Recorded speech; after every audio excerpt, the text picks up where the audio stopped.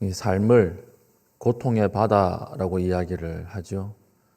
우리는 태어나면서 울면서 태어나고 살 때는 이를 갈면서 살고 죽을 때는 한숨 쉬면서 죽습니다. 그 사람들이 삶 전체는 거대한 고통의 덩어리다 이렇게 이야기를 합니다. 우리 앞에 학원가 있잖아요. 보면 참 아이들 밤늦게까지 여기저기 치여다니면서 힘들게 사는 것 같아요. 오늘날 10대부터 죽음을 앞둔 사람들까지도 수 없는 걱정과 어떤 막연한 고통 앞에 살아가는 것 같습니다. 이제 어른들은 앞으로 노후 준비 막막한 것 같고, 청년들은 취업 준비에 막막한 것 같고, 이제 병원에 있는 분들은 함부로 죽을 수도 없어요. 죽고 나면 또 어떤 일이 벌어질지 모르니까 가지고 있는 빚이 많고 처리해야 될 일이 많으니까 죽는 것도 힘들어 하시고 삶은 거대한 고통이다. 이 말이 실감나는 요즘입니다. 근데 이게 끝일까요? 이게 끝이 아니에요. 성경은 이 가운데 하나님의 개입이 있다. 이렇게 말씀하고 있습니다. 하나님 그냥 보고 있지 않으신다. 이렇게 이야기를 하는 것입니다. 이게 저 삶의 전부고 이게 끝이다. 그러면 어떻게 삶의 의미가 있고 삶이라고 하는 것이 가치가 있겠습니까? 우리가 눈물이 눈물로만 끝나지 않습니다. 고통이 고통으로만 끝나지 않습니다. 왜 그렇습니까? 하나님의 개입이 있기 때문에 그렇습니다. 하나님 만지심이 있고 하나님의 위로가 있고 하나님의 다스림이 있다. 성경은 이렇게 이야기합니다. 그게 오늘 본문이에요. 우리 어저께 살폈던 것은 하나님의 그러므로의 사랑이죠. 타락하고 넘어졌다. 그러므로 회복시킬 것이다. 이 메시지였습니다. 그리고 나서 뒤에 계속 회복의 메시지가 나와요. 다시 하나로 만들 것이다. 다시 온전케 할 것이다. 다시 회복될 것이다. 이 메시지가 예레미야를 통해서 계속 선포되는 것입니다. 바벨론 끌려가서 망하는 것이 끝이 아니라는 거죠. 그것이 국가의 끝이 아니다.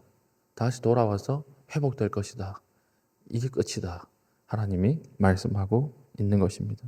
그래서 1절 보십시오. 여호와의 말씀이니라. 그때에 내가 이스라엘의 모든 종족의 하나님이 되고 그들은 내 백성이 되리라. 하나님이 과거 이스라엘에게 약속하신 그 약속을 하나님이 다시 떠올리시는 거예요. 그리고 2절에 여호와께서 이같이 말씀하시니라. 칼에서 벗어난 백성이 광야에서 은혜를 입었나니. 좀 이상하지 않습니까? 칼에서 벗어났다. 칼은 죽을 길이잖아요. 도저히 내가 어떻게 할 수 없는 길이죠. 그럼 칼에서 벗어났으면 하나님 인도하시는 곳은 어디여야 돼요? 푸른 초장이어야 되죠. 근데 하나님께서 인도하시는 곳이 어디입니까? 칼에서 벗어났는데 죽을 뻔했는데 칼은 바벨론을 이야기하지 않겠습니까? 또 죽을 뻔했는데 다시 이끄는 곳이 광야라고 하는 거예요. 그런데 광야에서 어떤 일이 벌어집니까? 은혜가 내립니다. 그러니까 광야라고 하는 이 장소는 어떤 장소예요? 다른 사람이 보기에 광야지 하나님의 백성이 만들어지고 깨끗해지고 회복되는 장소다라고 하는 것입니다. 하나님 이렇게 인도할 때가 많이 있어요. 겨우 죽을 고통에서 벗어났는데 하나님 인도하시는 곳이 광야처럼 보이는 거예요. 대표적으로 다윗이 그랬죠. 다윗이 사울에게서 벗어나서 도망 나왔는데 그가 들어가는 곳이 어디였습니까? 광야예요. 광야. 믿음 지키기 위해서 하나님 사람으로 준비되기 위해서 도망 나왔는데 맞닥뜨린 곳은 광야예요. 그러나 광야를 보십시오. 다윗의 인생 중에 광야가 어떤 역할을 했습니까? 하나님의 사람으로 준비되는 시간이었죠. 하나님의 영으로 무장되는 장소였죠. 하나님의 은혜로 채워지는 장소가 광야였습니다. 요셉도 마찬가지죠. 노예로 팔려갔어요. 노예로 팔려갔다. 이 말은 뭐예요? 인생 끝났다는 말 아니에요? 근데 그 노예로 팔려갔는데 하나님이 인도하셨다는 곳에 어디로 갔어요? 감옥으로 가요. 노예로 간 것도 억울해 죽겠는데 거기서 감옥으로 가는 거예요. 칼을 피했더니 광야가 펼쳐집니다. 그런데 그 광야, 감옥이 어떤 곳이었습니까? 노예 다윗을, 노예 요셉을 하나님의 사람으로 만드는 장소였습니다. 거기서 하나님의 은혜가 입혀지는 장소였습니다. 모든 사람이 다 그랬어요. 바울도 그랬고, 바울도 하나님께서 죽어라 옮겨 다니면서 고생시키지 않습니까? 그래 칼을 피했더니 또 다른 광야가 나오고, 이 광야가 끝인 줄 알았더니 또 다른 광야가 나왔잖아요. 사도행전 보니까. 그런데 그 광야가 어떤 곳이었습니까? 하나님의 은혜가 임하는 곳이었고, 교회가 시작되는 광야였고, 하나님의 백성이 준비되고 모이는 광야였다라고 하는 것입니다. 하나님은 조건과 환경을 바꾸는 하나님이 아니에요.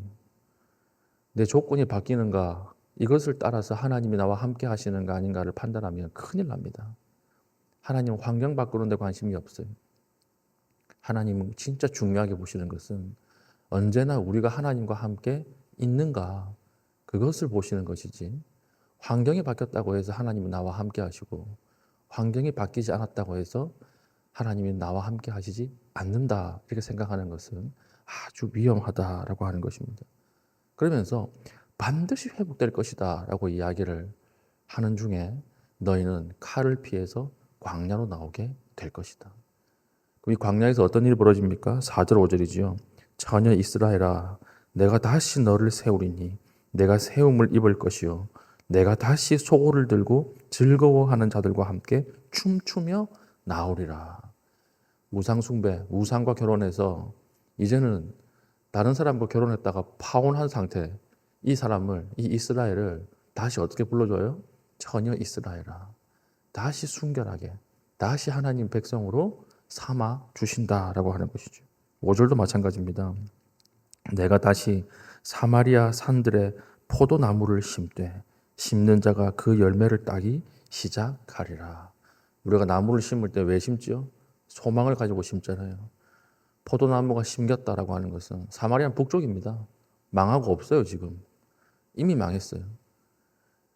다 망해버린 사마리아 땅, 북쪽 땅에 다시 포도나무를 심는다라고 하는 것은 무슨 뜻일까요? 하나님의 회복이 시작되었다라고 하는 뜻이에요.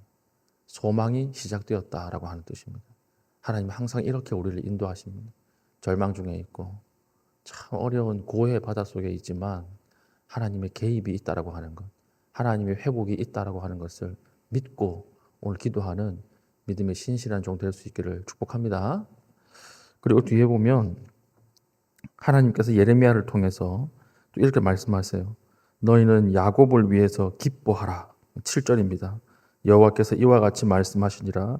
너희는 여러 민족의 앞에서 서서 야곱을 위하여 기뻐하라. 남쪽 유다를 위해서 기뻐하라. 그리고 또 뭐라고 하시냐면 너희는 전파하며 찬양하며 말하라.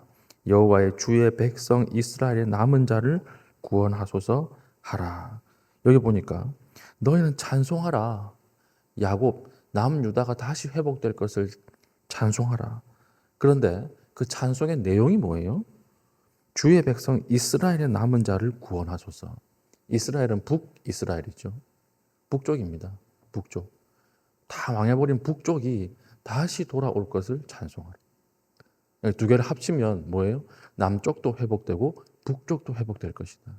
부분적인 회복이 아니라 완전한 회복이 일어날 것이다. 단순히 어느 한 부분만을 고치는 하나님이 아니라 완벽하게 처음부터 온전했던 것처럼 하나님께서 고치게 될 것이다. 그렇게 약속을 하는 것입니다. 그러면서 여기에 해당하는 자들이 누굽니까? 남은 자들이에요. 남은 자들. 하나님께서 마지막 그 남은 자들, 우상을 숭배하지 않고 하나님을 신뢰하는 아주 소수의 사람들, 남은 자들을 하나님께서 불러서 다시 온전케 만들 것이다. 그들이 누구예요? 8절입니다. 그 남은 자들이 보라, 나는 그들을 북쪽 땅에서 인도하며 땅 끝에서부터 모으리라. 그들 중에는 맹인과 다리 저는 사람과 잉태한 여인과 해산하는 여인이 함께 있으며.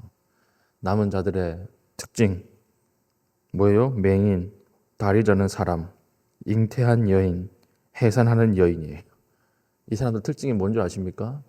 혼자 힘으로는 돌아올 수 없는 사람들이에요. 혼자 힘으로는 절대 하나님 앞에 못 돌아오는 사람들. 살고 있던 그 우상의 장소를 못 떠나는 사람들. 누군가의 도움이 있어야 움직일 수 있는 사람들입니다. 이 사람들을 하나님께서 직접 데리고 오겠다.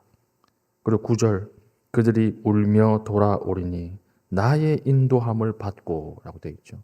나의 인도함을 받고. 하나님께서 인도하여 오겠다는 거예요. 혼자서는 못 움직이는데, 혼자서는 못 벗어나는데 하나님이 인도하여서, 내가 직접 인도하여서 이 사람들을 데리고 올 것이다.